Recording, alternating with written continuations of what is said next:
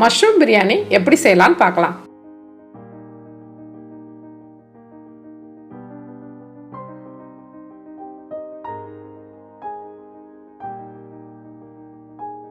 குக்கரில் 1/4 class oil சேர்த்துக்கலாம். இதே சேம் கிளாஸில் 2 கிளாஸ் ரைஸ் எடுத்திருக்கேன். 2 கிளாஸ் ரைஸுக்கு 1/4 கிளாஸ் ரேஷியோவில் ஆயில் சேர்த்துருக்கேன். இது மாதிரி எண்ணெய் அளந்துட்டு சேர்த்திங்கன்னா உங்களுக்கு ரொம்ப அளவு சரியாக இருக்கும். 1 டீஸ்பூன் நெய் சேர்த்துக்கலாம்.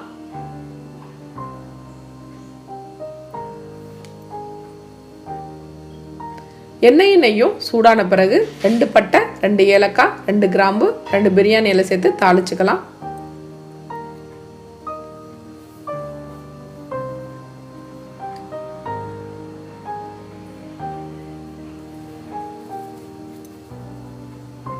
ரெண்டு மீடியம் சைஸ் வெங்காயத்தை இது மாதிரி தின் ஸ்லைஸாக கட் பண்ணி சேர்த்து வதக்கிக்கோங்க.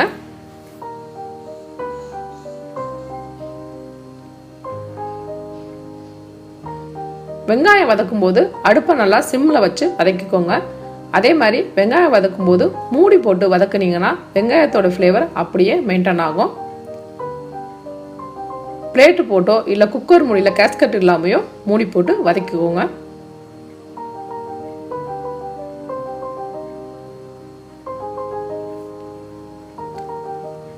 அப்பப்போ திறந்து இந்த மாதிரி வதக்கி விட்டுக்கோங்க.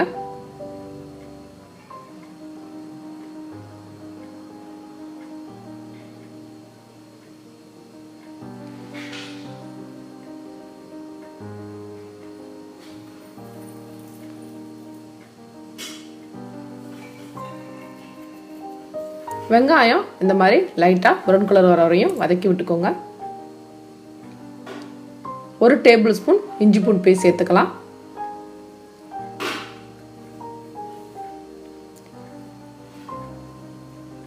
இஞ்சி பூண்டு பேஸ்ட் சேர்த்து நல்லா வதக்கி விட்டுக்கோங்க.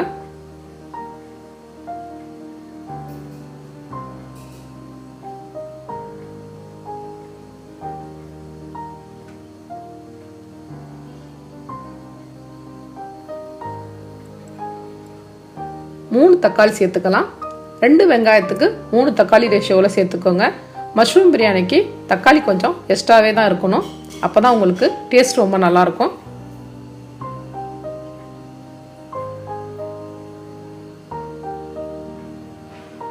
தக்காளியை நல்லா வதக்கி விட்டுக்கலாம். 6 பச்சை மிளகாய் சேர்த்துக்கலாம். மஷ்ரூம் பிரியாணிக்கு பச்சை மிளகாய் காரம் தான் அதிகமாக சேர்க்கணும். அப்போ தான் உங்களுக்கு பிரியாணி டேஸ்ட் ரொம்ப நல்லாயிருக்கும். மிளகாத்தூள் கொஞ்சம் தான் சேர்க்க போகிறோம். அதனால் உங்கள் காரத்துக்கு தந்தாப்புல நீங்கள் பச்சை மிளகாய் சேர்த்துக்கோங்க. இந்த மாதிரி மூடி போட்டு தக்காளியை நல்லா வேக விடலாம். தக்காளி நல்லா வதங்கிருச்சு. இந்த மாதிரி தக்காளி நல்லா பேஸ்ட் ஆகிற வரையும் வதக்கி விட்டுக்கோங்க.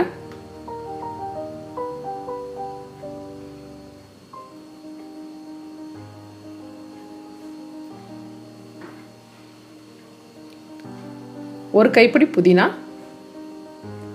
1 கைப்பிடி மல்லி சேர்த்து வதக்கி விட்டுக்கலாம்.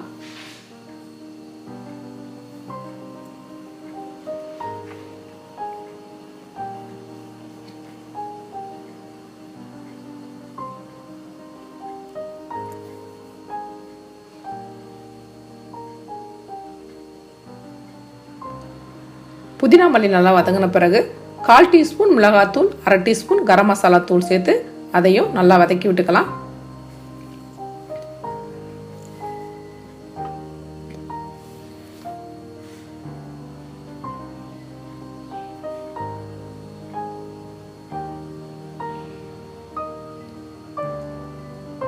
ரெண்டு டீஸ்பூன் தயிர் சேர்த்துக்கலாம். தயிர் சேர்த்து நல்லா வதக்கி விட்டுக்கோங்க.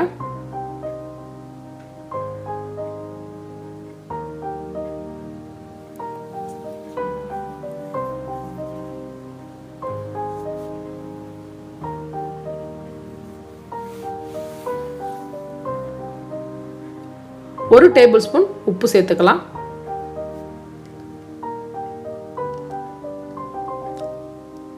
தயிர் சேர்த்து எல்லா மசாலாவும் நல்லா ஆயிலே வதங்கின பிறகு கடைசியாக தான் மஷ்ரூம் சேர்க்கணும். 200 கிராம் மஷ்ரூம் சேர்த்துக்கலாம். மஷ்ரூம் சேர்த்து ஒரு வதக்கு வதக்குனீங்கன்னா போதும், ஏன்னா அது உங்களுக்கு சீக்கிரம் குக் ஆகிடும்.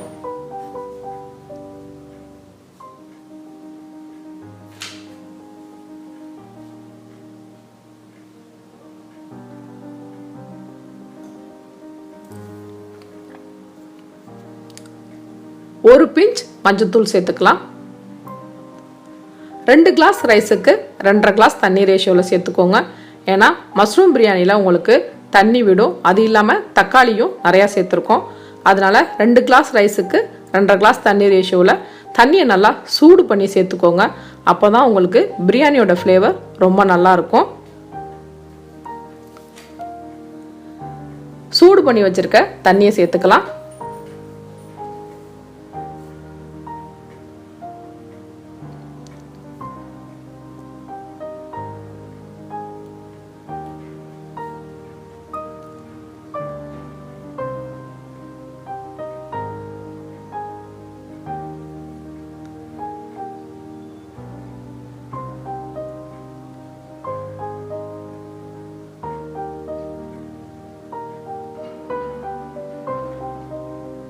ரைஸை 20 நிமிஷம் ஊற வச்சுருக்கேன்.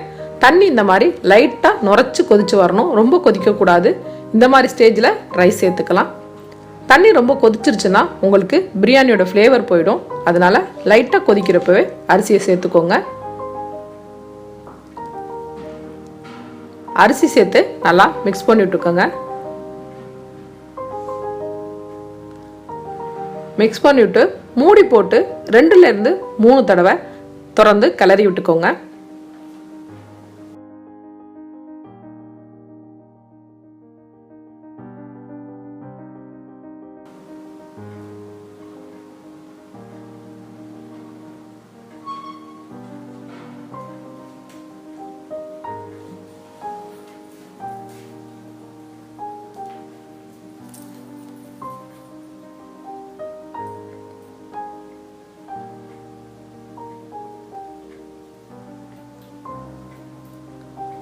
மூடி போட்டு இந்த மாதிரி அப்பப்போ திறந்து உங்களுக்கு கிளறப்போ பிரியாணியோட ஃப்ளேவர் ரொம்ப நல்லாயிருக்கும்.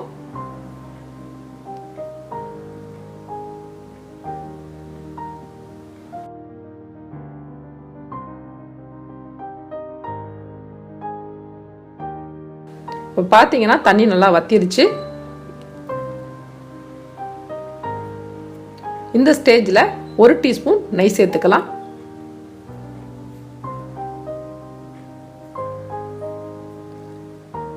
கொஞ்சம் மல்லி இலை சேர்த்துக்கலாம்.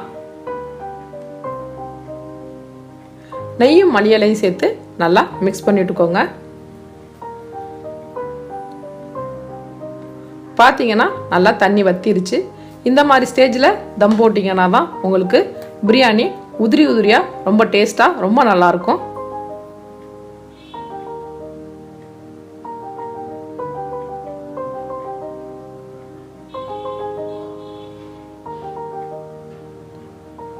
எல்லா சைடும் இந்த மாதிரி ஈவனாக ப்ரெஸ் பண்ணிக்கோங்க.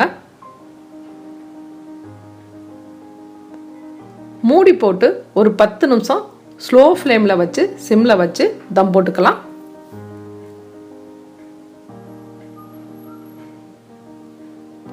பத்து நிமிஷம் ஆச்சு. பிரியாணி ரெடி ஆயிடுச்சு. இந்த மாதிரி ஸ்லோவாக கிளறி விட்டுக்கோங்க.